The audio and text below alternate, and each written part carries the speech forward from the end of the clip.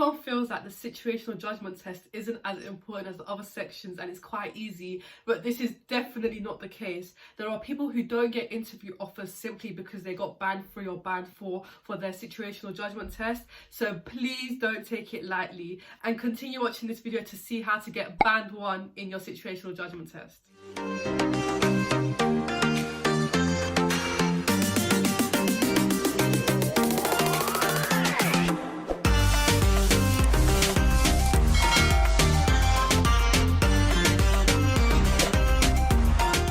Hello everyone and welcome back to Journey to Med.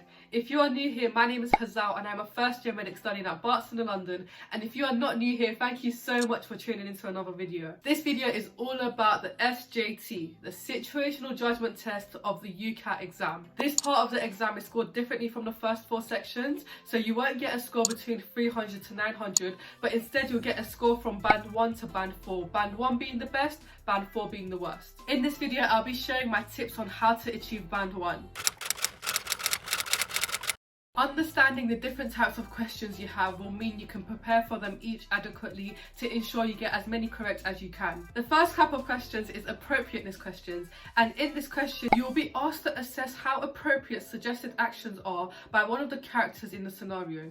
There will be 4 answer options ranging from A, a very appropriate thing to do, to D, a very inappropriate thing to do. The second type of questions are importance questions, and in these questions your role is to assess how important each of these factors are when considering how the character in the scenario should respond. The answer options will range from A, very important, to D, not important at all. The third question is least and most appropriate questions, and this one is similar to the first type of question. In these questions, you'll be given a list of 3 possible actions, and you'll be asked to choose the most and least appropriate of these actions. What's different about the situational judgment test section of the UCAT exam is that you can get partial marks. For example, if for a specific question the answer was important and you said the thing is very important, then you'll get a partial mark because technically what you're saying is correct, it's just the severity of the importance that you got wrong. It's really important that you guys don't overthink it when it comes to situational judgment test questions. I know it's a lot easier said than done, but don't overthink it and rely on your instinct.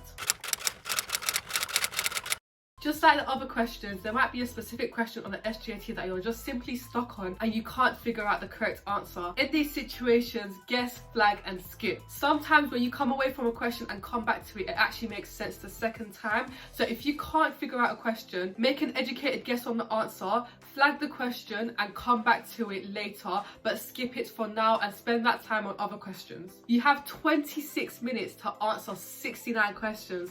That is a lot of questions, so make sure you aren't wasting your time on one question that you're stuck on. Skip it and come back to it at a later time.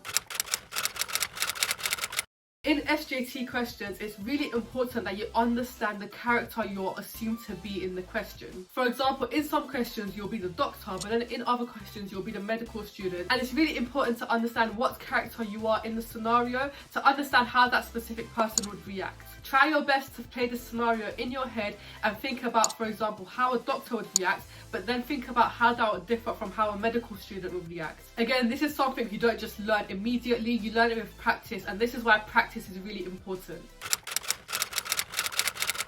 Please do not underestimate the importance of the situational judgment test. It is not just common sense, it is not just easily learnt. You have to practice it just like the other sections. You'll be surprised to see how unconscious bias and inaccurate assumptions contribute to you being less ethical than you actually think you are. But you can correct this. With doing lots of practice, you will see what the correct answers are and see if you have any inaccurate assumptions or if you have any unconscious bias. I know so many people who went into the SJT unprepared because they thought it was common sense and they came out with band 3 or band 4, so please don't be one of these people and practice this section just like you would the other sections.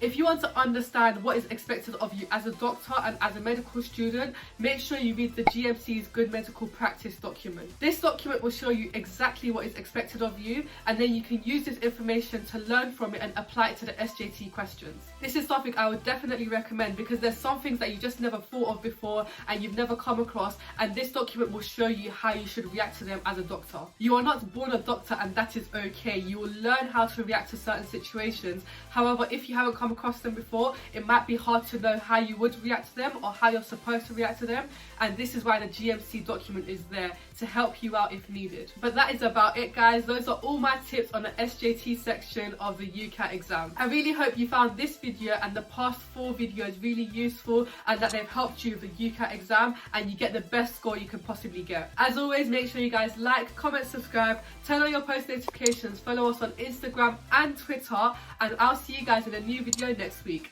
Bye!